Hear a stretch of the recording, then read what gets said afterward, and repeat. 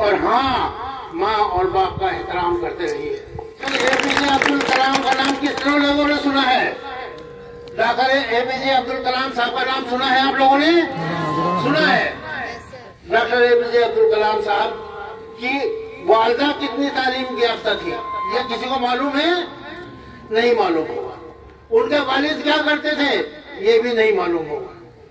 उन अब्दुल कलाम को जब छोटे बच्चे थे, सवेरे अजान से 1 घंटा पहले सो के उठाती थी, उनको तैयार करती थी, उनको नाश्ता कराती थी और फजर की नमाज से अजान से इतना पहले मस्जिद में पहुंचा देती थी कि इमाम साहब उनको कुरान पाक पढ़ा दे।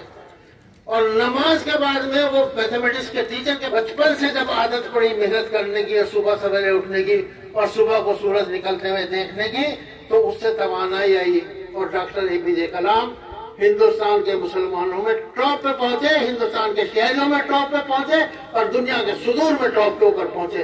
तो कोशिश करनी पड़ेगी। और देखिए, एक उनकी जो हयात है उसमें एक सबक हमारे लिए ये भी है कि कुरान भी पढ़ने जा रही है मौलवी साहब के पास और मैथमेटिक्स पढ़ने जा रहे हैं पंडित जी के पास। इल्म कहीं से नहीं मिले, उसको हासिल कर लो और पल्ले गिरा बांध लो और अपना मुआवजा खुद से करते हुए चलो, इंशाल्लाह आगे बढ़ जाओगे। और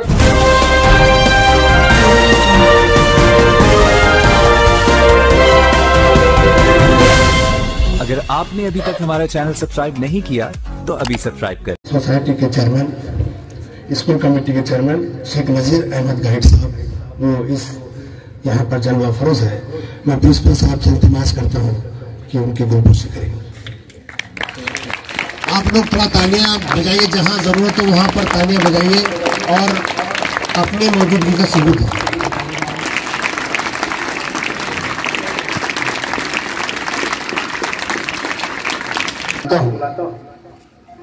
के बाद साहब से इजाजत चाहूंगा तो मुझे बच्चों से जरा वहां जाकर सवाल करना है इन लोगों से। आप इनके पहुंचे तक वहां तक मैं आप तक इनको पहुंचाता हूँ। आप तालियां बजाइए और सब के बाद बात हर बात को नहीं कहते, बात मुश्किल से बात होती है, बात बातों की बात होती है, बात सुनने का काम होती है, बात तहफुलताब होती है, बात कहते हैं रब्बे अली को, कहने वाला कलम हो जाए, सुनने वाला नदीम हो जाए। मैं दिल्ली से चल के और अजंता आ गया और जब मेरे सामने वो बैठे हों जिनसे मैं मिलने आया हूँ तो मैं इतनी दूर बैठा रहूँ, ये बात मुझे सजती नहीं, इसलिए मैं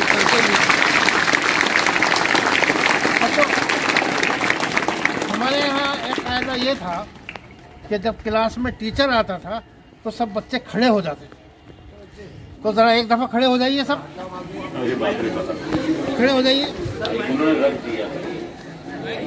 और अब जरा एक काम और कर लीजिए, जिस तरीके से मैं कहूँ वो कीजिए। जरा दाहिना हाथ ऊपर उठा लीजिए, थोड़ा कसिए अपने आप को, दाहिना हाथ उठाइए, ऊपर ले जाइए, थोड़ा बैठा कीजिए, उसके बाद में बायां हाथ उठाइए, कोई काम उठाइए, उसके बाद में एक पैर उठाइए, दूसरा पैर उठाइए, एक पैर उठाइए, दूसरा पैर उठाइए, जल्दी जल्दी जल्दी।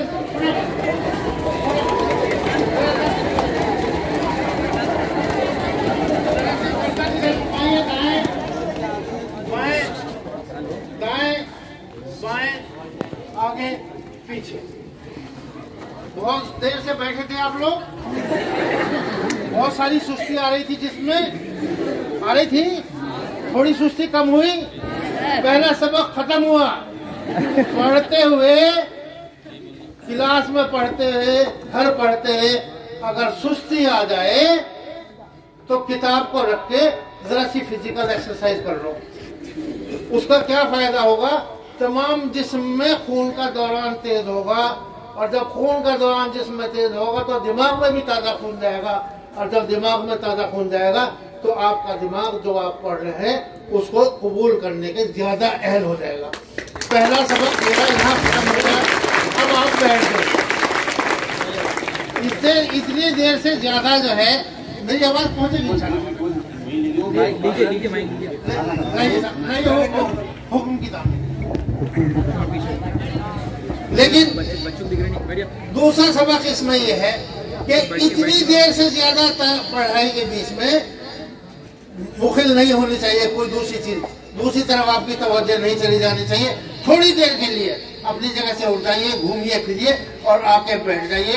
ये मेरा पहला सबक था जो मैं आपको देना चाहता था कि तालीम में ये बात बहुत जरूरी है कि सेहत अच्छी हो, जिस्म अच्छा हो, जिस्म के खून का दौरान ठीक चल रहा हो। और जब बहुत देर तक बैठ रहोगे तो क्या होगा, किताब सामने रखिए और वो सुस्ती आएगी। उस सुस्ती को जब तक नहीं भगाओगे तालीम में आगे नहीं भाग सकोगे। अब जरा दूसरी बात, जब इम्तिहान होता है ना तो क्लास टीचर जब रिजल्ट लेकर आती है, लेकिन उससे पहले मैं इलियास साहब की एक बात का जवाब दे दूं। इलियास साहब ये कह रहे थे कि जब सवाल किया जाता है तो बच्चे क्यों नहीं जवाब देते। किसी ने कहा कॉन्फिडेंस की कमी है, कोई कहता है कि डरता है। मामला ये भी है कि टीचर को सवाल करते हुए डर लगता है कि कहीं बच्चा कुछ ऐसी बात न पूछ ले जो मुझे ना आती हो। तो कॉन्फिडेंस की कमी दोनों तरफ है। और बात दफा तो छोटा सा बच्चा ऐसा सवाल कर लेता है, छोटा सा बच्चा ऐसा सवाल कर लेता है कि बड़ा आदमी जवाब देने से कतरा जाता है, जवाब नहीं दे पाता। तो सवाल करने की भी हैसियत रखो और अपने दिमाग को इतना अलर्ट भी रखो कि जब कोई सवाल करे तो जवाब दे दो। और अगर जवाब नहीं दे सकते तो ये कहो कि जनाब आप बता दीजिए, मुझको नहीं आता। अब ये बात उलट गई। आपका डर नहीं है और आपके अंदर तलब है कि आप बात मालूम करना चाहते हैं, उसको मालूम होगा तो वो बताएगा। दूसरा सबक ये पूरा हो गया। अब मैं कह ये रहा था कि जब क्लास में रिजल्ट आता है और क्लास टीचर आती है तो Samiya first, Razia second, Ayesha third और बाकी सारे बच्चे यूं सर झुका के बैठे। होता है कि नहीं होता? उन तीन की हौसला अफजाई हुई और क्लास के अंदर जो 40, 50, 60 बच्चे हैं उनकी हौसला शिकनी हो गई। लेकिन नहीं होना चाहिए।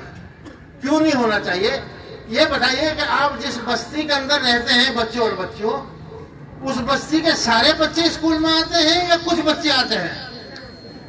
बताइए। सब आते हैं, कुछ आते हैं? कुछ आते हैं। हिंदुस्तान भर में जो अभी पिछले साल का सर्वे हुआ है उसमें 10 करोड़ से ज्यादा मुसलमान बच्चे ऐसे हैं जिन्होंने स्कूल की शक्ल नहीं देखी। और आपको अल्लाह ताला ने यह मौका दिया कि आप स्कूल में आए, क्लास में बैठे, तो आप उनसे बेहतर हुए कि नहीं हुए? करोड़ों से बेहतर हुए कि नहीं हुए? अब उस बेहतर होने का फायदा उठा लेना है। उस बेहतर होने का फायदा ये उठा लेना है कि जो बातें इलियास साहब ने कही हैं उस तरीके से पढ़ लेना है। और जो नसीहतें इंजीनियर साहब ने कही है, अगर खुदा करे कोई बात याद रह गई हो, क्योंकि होता यह है कि जब एक तकरीर में 75 पॉइंट आ जाते हैं तो सुनने वाले को 5 पॉइंट भी याद नहीं रहते। और जब 2-4 बातें बताई जाती हैं, उनको अलर्ट करके बताई जाती हैं, तो वो बातें उनको याद रह जाती हैं। तो बच्चों, जब इम्तिहान का रिजल्ट आ जाए या कहीं का रिजल्ट आ जाए तो अपना मुकाबला अपने आप को उससे मत नापो जो फर्स्ट सेकंड थर्ड आ गया। अपने मुकाबले में अपना आप रखो कि सहमाई इम्तिहान में मेरे 22 नंबर आए थे, शशमाई में मेरे 27 नंबर आए थे और सालाना में मेरे 35 नंबर आ गए, तो मैंने तरक्की की कि नहीं की? अगर तुम अपना मुकाबला अपने आप से करते रहोगे और अपनी जद्दोजहद ये करो कि जैसी मैं पीछे थी उससे मैं आगे निकल जाऊं, तो जिंदगी में कामयाबी हासिल कर लो। जिंदगी में कामयाबी हासिल करने का तरीका ये नहीं है कि आदमी दूसरे कामयाब आदमी को देख देख के कुटता रहे, बल्कि उसका तरीका ये है कि अपना मुकाबला अपने आप से कीजिए। और अगर आप पीछे हैं तो अपनी जद्दोजहद, मेहनत और कोशिश को आगे बढ़ा लीजिए। ये 3 बातें मुझे आपसे कहनी थी। बच्चों, मुझे बड़ी खुशी है कि आज मुझे इस दूर दराज बस्ती में आप लोगों से आके मिलने की जो मौका मिला। अपनी सेहत का ख्याल रखिए, क्योंकि अक्सर बच्चों के दिलों से अंदाजा ये हो रहा है कि खाने पीने की आदतें ठीक ठाक नहीं है। हल्का फुल्का खाइए ताकि ज्यादा नींद ना आ जाए, ज्यादा वजन ना बढ़ जाए, और थोड़ी बहुत भाग दौड़ और एक्सरसाइज करते रहिए। और हाँ, माँ और बाप का एहतराम करते रहिए। मैं आखिरी बात कहता हूँ, डॉक्टर APJ अब्दुल कलाम का नाम कितने लोगों ने सुना है? डॉक्टर APJ अब्दुल कलाम साहब का नाम सुना है? आप लोगों ने सुना है? डॉक्टर APJ अब्दुल कलाम साहब की वालदा कितनी तालीम याफ्ता थी, ये किसी को मालूम है? नहीं मालूम होगा। उनके वालिद क्या करते थे, ये भी नहीं मालूम होगा। उनके वालिद साहब रामेश्वरम में जहाँ के रहने वाले हैं, समुद्र वहां से करीब है, उसमें कश्ती चलाया करते थे। लेकिन माँ को लगन थी बेटे को पढ़ाने के वास्ते। रात में 2-2:30 बजे सो के उठ जाया करती थी, नहा धो के कुरान पाक पढ़ के खाना बनाती थी। और अब्दुल कलाम को जब छोटे बच्चे थे, सवेरे अजान से 1 घंटा पहले सो के उठाती थी, उनको तैयार करती थी, उनको नाश्ता कराती थी, और फजर की नमाज से अजान से इतना पहले मस्जिद में पहुंचा देती थी कि इमाम साहब उनको कुरान पाक पढ़ा दे। और नमाज के बाद में वो मैथमेटिक्स के टीचर के पास ले जाकर पहुंचाती थी कि वो मैथमेटिक्स पढ़ लें। तो बच्चों, बचपन से जब आदत पड़ी मेहनत करने की, सुबह सवेरे उठने की, और सुबह को सूरज निकलते हुए देखने की, तो उससे तवानाई आई। और डॉक्टर APJ कलाम हिंदुस्तान के मुसलमानों में टॉप पे पहुंचे, हिंदुस्तान के शहरों में टॉप पे पहुंचे, और दुनिया के सुदूर में टॉप पे ऊपर पहुंचे।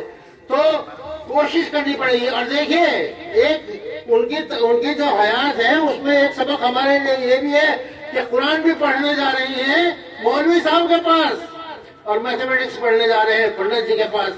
इल्म कहीं से नहीं मिले, उसको हासिल कर लो और पल्ले गिरा बांध लो, और अपना मुआवजा खुद से करते हुए चलो, इंशाल्लाह आगे बढ़ जाओगे।